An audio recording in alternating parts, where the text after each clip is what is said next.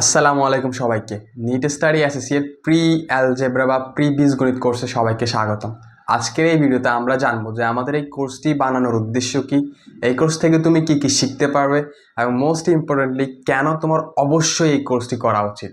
তো শুরু করা যাক। ধরো তুমি সদ্য ক্লাস 8 পাস করে ক্লাস 9-এ উঠছ, তো তোমাকে অনেকগুলো বইয়ের পাশাপাশি দুটো গণিত বই দেওয়া হলো, একটা হচ্ছে সাধারণ গণিত এবং একটা হচ্ছে উচ্চতর গণিত। তো তুমি এই সাধারণ গণিত বা উচ্চতর গণিত পড়তে গিয়ে দেখবা যে সেখানে তোমার ছলক নামে XYZ কতগুলো জিনিস ব্যবহার করতেছে, অক্ষর ব্যবহার করতেছে আর কি।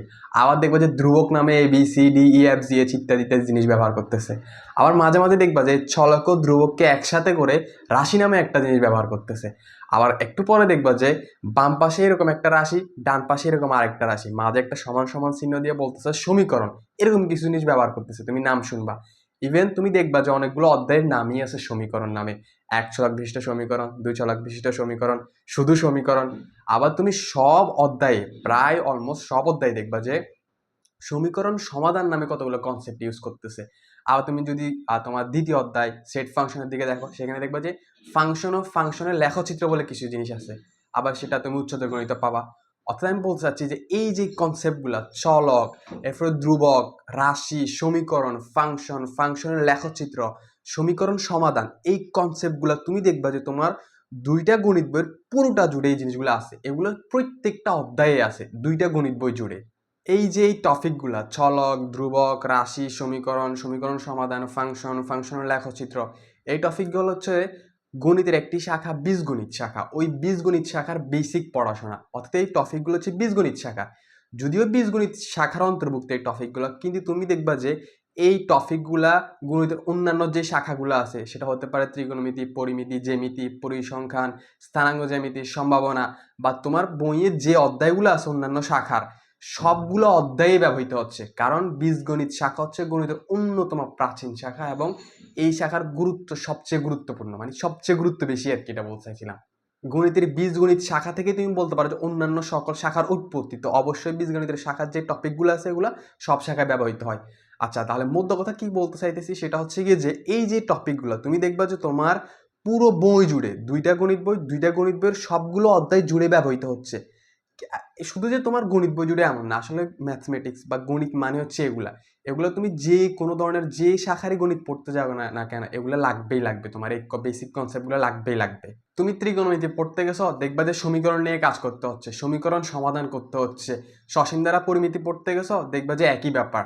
কিংবা জ্যামিতির কোনো প্রমাণ করতে গেছো, দেখবা যে হুট করে তোমার একটা সমীকরণ সমাধান করতে হচ্ছে।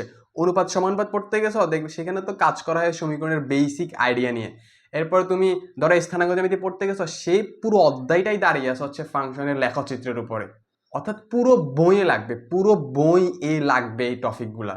সেটা হতে পারে সূচক ও লগারিদম, হতে পারে সেট ফাংশন, হতে পারে বীজগাণিতিক রাশি, যে কোনো অধ্যায় হোক না কেন, সাধারণ গণিত, উচ্চতর গণিত অধ্যায়, যে বই দুটো আছে দুইটা বইয়ের প্রত্যেকটা অধ্যায় টপিকগুলো কাজে লাগবে। এমনকি কিছু কিছু চ্যাপ্টার বা অধ্যায় আছে যেগুলা দাঁড়িয়ে আছে এই টপিকগুলোর উপর ভিত্তি করে। যেমন সেটা হতে পারে 1 ছলাক বিশিষ্ট সমীকরণ, তারপর হচ্ছে কি তোমার সেট ফাংশন যে অধ্যায়টা আছে সেটার ফাংশনের পার্টটা, সেটা তো পুরোটাই জাস্ট ফাংশন ও ফাংশনের লেখচিত্র নিয়ে। এরপরে 1 ছলাক বিশিষ্ট সমীকরণ, 2 ছলাক বিশিষ্ট সমীকরণ, 2 ছলাক বিশিষ্ট সমীকরণের 3.34, এগুলো তো দাঁড়িয়ে আছে পুরোটা হচ্ছে যে এই যে লেখচিত্রের উপর ভিত্তি করে। আসলে 3-4 না, পুরো অধ্যায়টাই দাঁড়িয়ে আছে লেখচিত্রের উপর ভিত্তি করে। এরপর উচ্চতর গণিতের কথা চিন্তা করলে সেখানে হচ্ছে যে সমীকরণ, তারপর হচ্ছে যে তোমার স্থানাঙ্ক জ্যামিতি, তাছাড়া প্রত্যেকটা অধ্যায় তো লাগবেই লাগবে। আচ্ছা, এখন দেখো এই যে বীজগণিতের কিছু সহজ বেসিক জিনিস কিন্তু খুবই গুরুত্বপূর্ণ, কারণ এগুলো আমাদের দুইটা গণিত বইয়ের সব অধ্যায়ে কাজে লাগতেছে। কিন্তু তুমি দেখবা যে তুমি আমাদের যদি দুইটা গণিত বই দেখো, সাধারণ গণিত, উচ্চতর গণিতের, তুমি কোথাও দেখবা যে এই টপিকগুলো সুন্দর করে গুছানো নাই।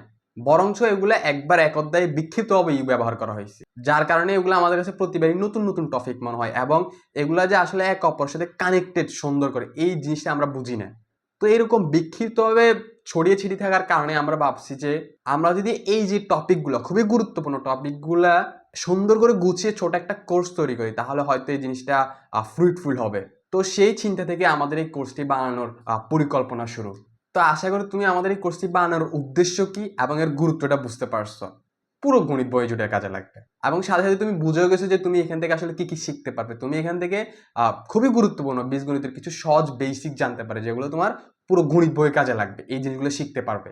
এবং ওই যে আমাদের প্রি এসএসসি কোর্সের মতো এই কোর্সটা হচ্ছে একটা নেভার এন্ডিং কন্টিনিউয়াস কোর্স, অর্থাৎ এই কোর্সটা চলমান থাকবে। আর ভবিষ্যতে আমরা যদি প্রয়োজনীয় কোনো জিনিস দেখি যেগুলো হচ্ছে গিয়ে যে বইয়ে কাজে লাগতেছে বা ম্যাথ করতে গিয়ে কাজে লাগতেছে কিন্তু বইয়ে আলোচনা করা নাই বা সুন্দর করে গোছানো নাই, তো ওই জিনিসগুলো আমরা এখানে অ্যাড করে দিব। বা আমরা এই স্টুডেন্ট থেকে আর ফিডব্যাক পাওয়ার পর আমাদের যদি প্রয়োজন মনে হয় বা আমাদের নিজে থেকে যদি কোনো প্রকার উপলব্ধি বা রিয়েলাইজেশন আসে যে এখানে এই কন্টেন্টগুলো অ্যাড করে দেওয়া উচিত, তখন আমরা ইনশাল্লাহ এখানে এই কন্টেন্টগুলো অ্যাড করে দিব। আচ্ছা, এবার আসি যে তোমার এই কোর্সটি কেন অবশ্যই করা উচিত সেটা নিয়ে। এখন দেখো ভাই, এটা তুমি অলরেডি বুঝে গেছো। তুমি যদি একই টপিক নিয়ে গণিত পড়তে গিয়ে একই টপিক নিয়ে বারবার প্যারা না খেয়ে বরং সুন্দর করে এক জায়গায় জিনিসগুলো গুছানো পায়ে শিখে যেতে পারো, তাহলে তোমাকে অবশ্যই সেই কোর্সটা অবশ্যই করা উচিত, তাই না? তো বুঝে গেছো তোমাকে অবশ্যই কেন এই কোর্সটি করা উচিত, ঠিক আছে? তো আজকের জন্য এতটুকুই। দেখা হচ্ছে কোনো লেকচারে। সবাই সবার জন্য দোয়া করিও। আল্লাহ হাফেজ।